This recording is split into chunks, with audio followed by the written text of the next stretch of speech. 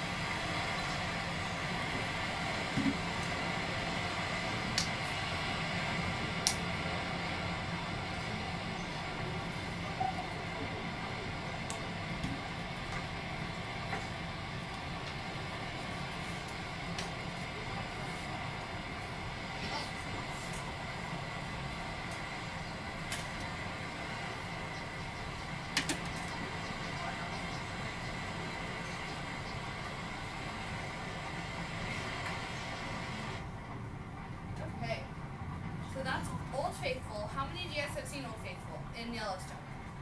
Just one? That's all? You heard about it before? Yes. Okay, so that's a geyser. We're going to go through a little interactive field trip through Yellowstone, so if you haven't been there, you'll have a little chance to over the computer.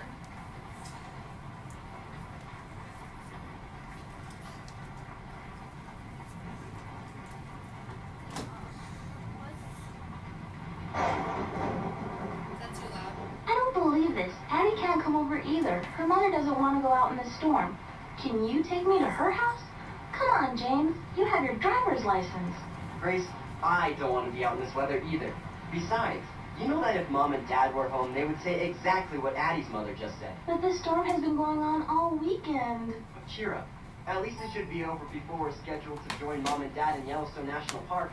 Wild horses couldn't keep me from that trip.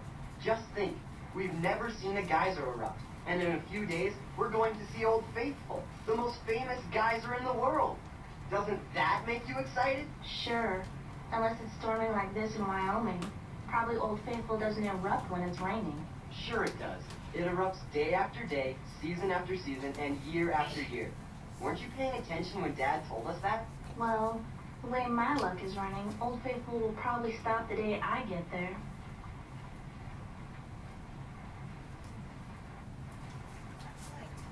No way.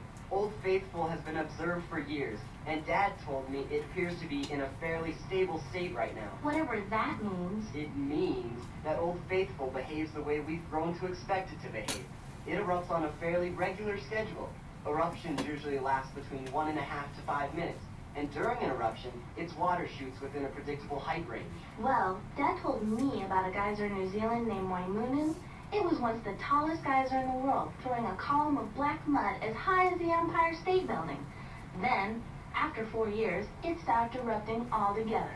If Waimunu changed, I don't see why Old Faithful couldn't also change. That is something to think about. Right now, I'd rather think about when you're going to take me to Addie's house. I can't take you anywhere until the storm lets up. Look, why don't we make some hot chocolate and see if we can find a weather forecast on the news? Okay, maybe not. The power just went out. Oh no! What are we going to do now? I'll light some candles. I think there will still be enough light for us to read. But I'm tired of sitting still. I want an adventure. That sounds like something the walls of this old house might have heard before. When I was about your age, Mom told me all about our great-great-great-grandfather, Jackson C. Cleveland. She said he left this house when he was a young man to seek fame and fortune in the gold fields of the West. He loved adventure and made several dangerous expeditions through the Rocky Mountains. Much of the West was still wild 150 years ago, so his journeys must have been dangerous and exciting. According to Mom, Grandpa Jack was fascinated by geysers. Good. No questions yet?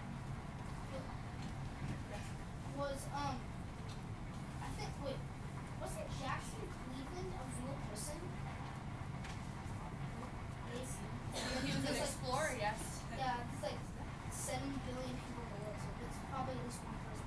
Yeah, something to look into. Yeah. I wish I'd known him. Wouldn't it be fun to tell him we're going to see Old Faithful? Well, you can't visit him, but maybe you can do the next best thing. When was the last time you were in the attic? Many of our grandfather's possessions are still there, and you can pretend this storm has swept you back in time. Of course, it might be kind of spooky. Oh, be quiet. Can we take candles? Not we, only you. Why don't you settle for a flashlight instead? What's the matter? Don't tell me you're scared. I'm never scared, but... Then off you go. Don't come back until you're either starving or meet a ghost. Whichever comes first. Look at this place. I don't think anything has been touched for years. Ah! Let's see. Here's an old horse saddle that still has a canteen tied to it, and a bridle, and a set of horseshoes.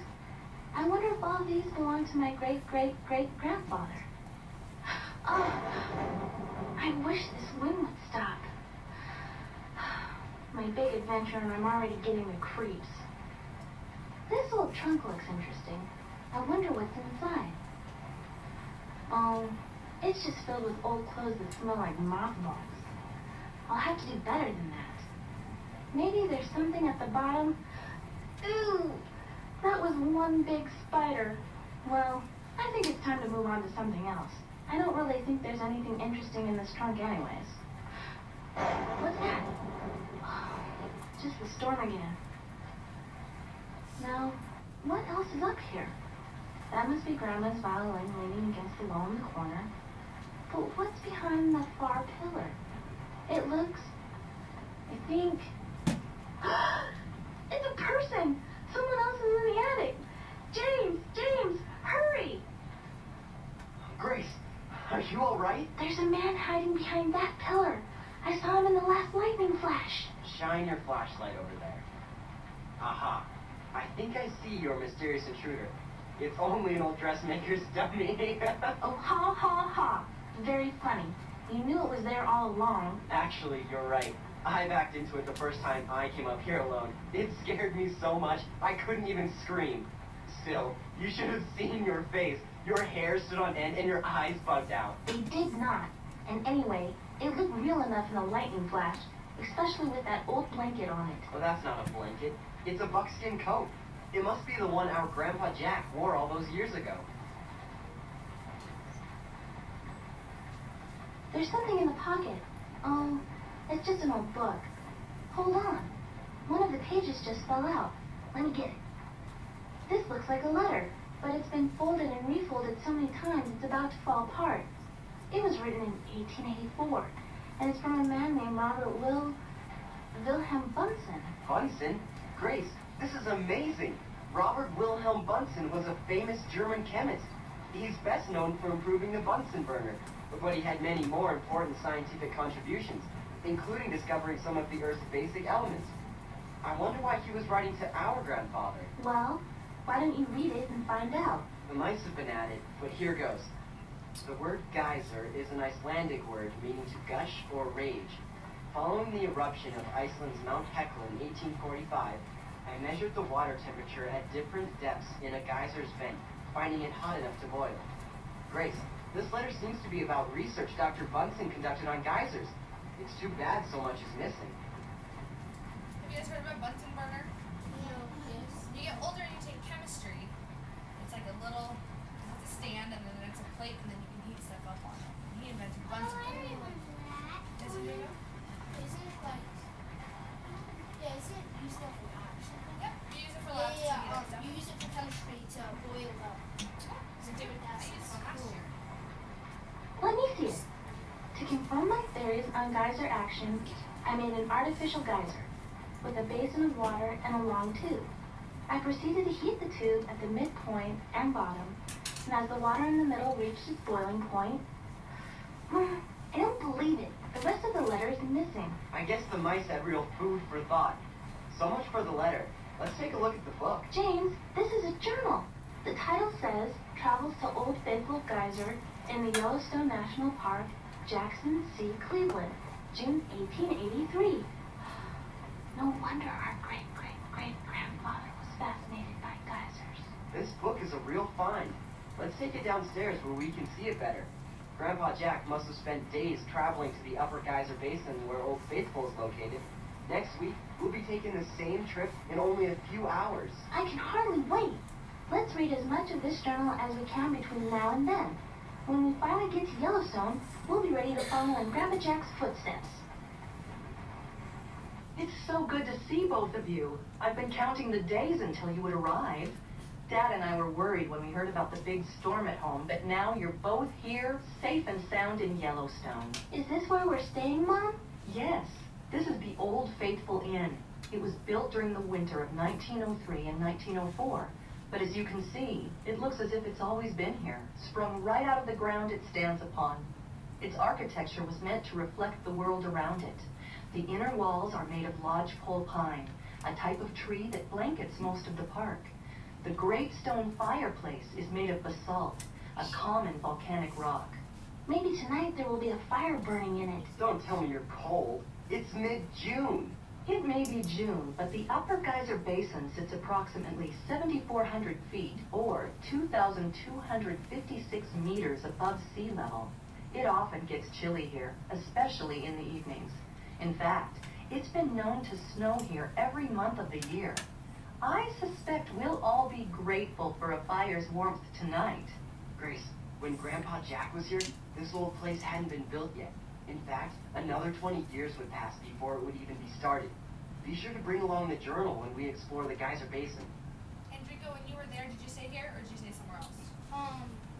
No, I took a bus tour around a bunch of different states, and then I just in Wyoming, I just stayed in a hotel. And I drove back to I took then I went to Yellowstone, and then I took this cute. Next stop on my bus tour was Montana, so I drove a really long time away, and I just stayed there. Did you see the inn? It's right. Yeah. During the day, they sell ice cream there. It's pretty cool. Obviously, ice cream is so cool. Yeah. Are you two going to fill us in on your big secret while we walk? What do you mean? Well, you both seem really excited about something, and you've been whispering back and forth all morning. What's going on? Did something happen last week? Let me tell it. I'm the one who... All right. I went up to the attic during the big storm last week, and... That was a spooky place to be in a storm. Whose idea was that? Well, anyway. Anyway, did you know our great-great-great-grandfather Jackson C. Cleveland visited Yellowstone in 1883? He even wrote a journal, and we found it in the attic. Look for yourselves. What a treasure. His trip took place only 11 years after Yellowstone was established as the world's first national park. I never even knew he came here. Grace and I have been retracing his route. According to Grandpa Jack's notes, he entered the park from the north, just as we did this morning. That makes sense. In 1883, the Northern Pacific Railroad arrived just 15 miles to the north of the park, and suddenly the number of visitors to the park increased from 1,000 to 5,000 people in a single year. Think of it. Grandpa Jack must have been one of them. And in Yellowstone, the first year that it opened, there was only 300 people who went to see it. So that's like as many people on Oak Hill went to go see it. It's not very much, is it? Grace and I have read quite a bit of his journal. Although Grandpa Jack was fascinated by the geysers, he knew very little about them. For instance, on the very first page of his journal, he scribbled, "What is a geyser?" He answers his own question a little further on, writing that a geyser is a hot spring that erupts periodically and throws water and steam into the air. Another of Grandpa Jack's questions is, what makes a geyser erupt? He even wrote to a German scientist, Robert Wilhelm Bunsen, for more information. Unfortunately, most of the letter was destroyed, so we don't know Bunsen's full response. Will you tell us the answer? The first step in solving that question is to determine the 3 ingredients necessary to form a geyser in the first place. I think you'll both have great fun discovering the answers for yourselves. At least give us a clue. Well, all great detectives start with a riddle, then follow the available evidence, and eventually arrive at a conclusion. A big clue is staring you in the face, the definition of a geyser. Follow that and see if it helps you on your geyser quest. A geyser is a hot spring that throws water. Water is one of the 3 necessary ingredients. Exactly. Every time Old Faithful erupts, it uses thousands of gallons of water. That's just one geyser, too.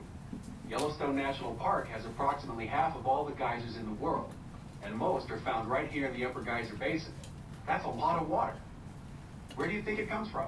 The Firehole River passes right through the Upper Geyser Basin, but I doubt that it's the source of all the water in the thermal features. Did Grandpa Jack leave any clues? I don't think so. Here, I'll read part of his entry. The geyser basin sits in a valley filled with hundreds of hot springs Springs of various sizes and character. Geysers leap merrily into the sky. Deep pools lie in silent splendor. Fine vapor escapes from hundreds of sources. All evidence of water seething and bubbling from the depths, though I am at a loss to determine its source. If anything could take away from my enjoyment of such sights, it is the weather. It has turned quite cold today, so much so that I am not surprised to see the morning's drizzle change to snow. My hands and feet are frigid, and truly, the temperature of the air feels more like January than June. Do you see what I mean? Grandpa Jack's entry doesn't help us much. I don't know. Maybe it does. Grandpa Jack wrote that the Upper Geyser Basin is a valley. That means it's a place where water collects naturally. Well, anyway, I'm glad it's not as cold as it was when Grandpa Jack was here. What did you say? I said that I'm happy it's warm today. What's the matter with you anyway?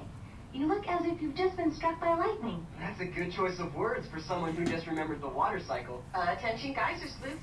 Can you solve what is the most plentiful source of Old Faithful's water supply?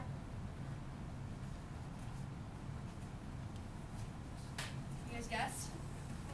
What do you think is the most plentiful source of Old Faithful's water supply? H2O/water that, yeah, because it doesn't have, like, really, it's boiling water just coming out of the ground, shooting up in the air.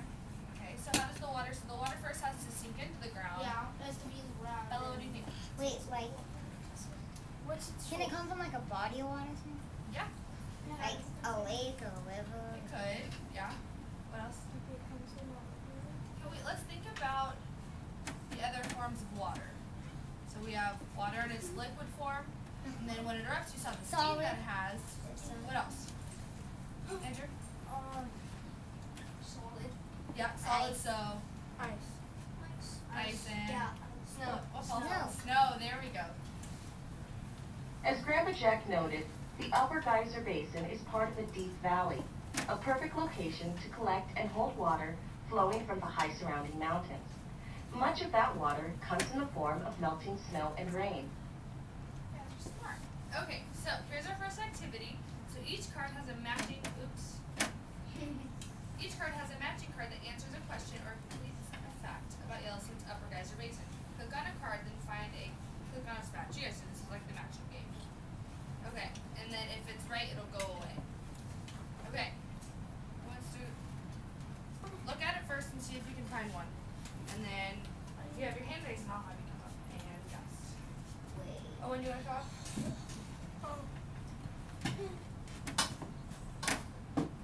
Gallons of water, thousands. Is it dragging on each other? There we go. Now it's gone. Good. Okay. First up, do you want to come up?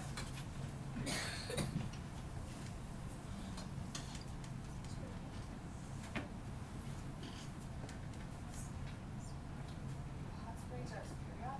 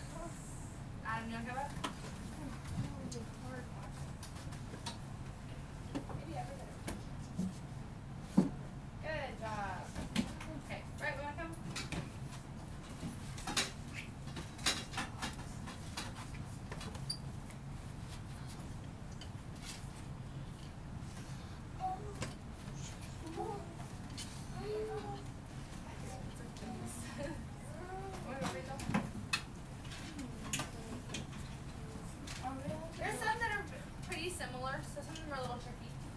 So maybe everyone will get water. Good. Why isn't it going? There we go. Okay. Wait, if you've already been up, put your hand up. I think we've talked about that. Okay, Kyle, so come on. There'll be 2 more activities that we'll go over to. Good. Okay. You've already been up.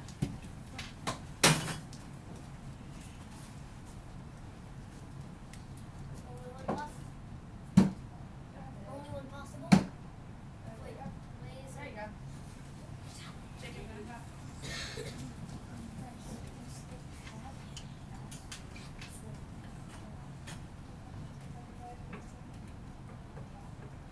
What's up? What? Upper geyser basin. Upper geyser basin. Upper geyser basin. Which one do you want? Is it that one or that one? Okay, that's enough. Good try. What? Doesn't matter. I'm just pointing. Good? Okay. Yep. It says you have to drag it. Drag it down. There we go. Haley, do that. Nice. Good job. You guys are smart. You have to drag it. Farther. If you tap it softly, you tap it again. There we go. Good job, guys. And there's the pretty picture that you get. I found out one of them. Okay. James, I'm glad you remembered the water cycle. Most of the water in a geyser first arrives in Yellowstone in the form of rain or snow. It seeps deep into the earth and then makes its way back up again. This round trip may take hundreds or even thousands of years.